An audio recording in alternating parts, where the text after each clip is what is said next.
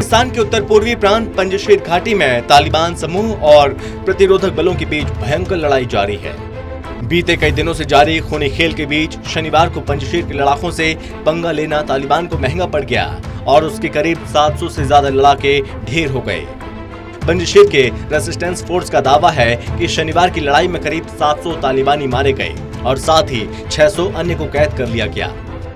इससे पहले पंजशीर के नेता अहमद मसूद ने कहा था कि मर जाएंगे लेकिन आत्मसमर्पण नहीं करेंगे। महंगा पड़ रहा तालिबान का पंजशीर के शेरों से उलझना। कई दिनों से जारी खूनी खेल के बीच शनिवार को पंजशीर के लड़ाकों से पंगा लेना तालिबान को महंगा पड़ गया और उसके करीब 700 से ज्यादा लड़ाके ढेर हो गए। पंजशीर के फोर्स का दावा है कि शनिवार की लड़ाई में करीब 700 तालिबानी मारे गए और साथ ही 600 अन्य को कैद कर लिया गया।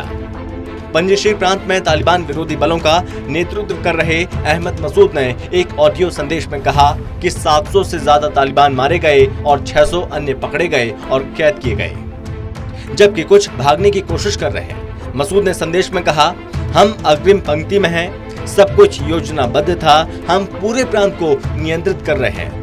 वहीं रिपोर्ट के मुताबिक तालिबान का कहना है कि पंजशीर की राजधानी बाजारक और प्रांतीय गवर्नर के परिसर की ओर जाने वाले सड़कों पर लैंडमाइन होने की वजह से वे आगे नहीं बढ़ पा रहे हैं। अफगानिस्तान ने अपने अधिकारों के लिए लड़ना नहीं छोड़ा। कमांडर अहमद मसूद ने पंजशीर को तालिबान के चंगुल से बचाने की कसम खाई है। उन्होंने शनिवार को अफगानिस्तान प्रेस से बात की और कहा, ईश्वर, न्याय और स्वतंत्रता के लिए हम अपने प्रतिरोध को कभी रोकेंगे नहीं।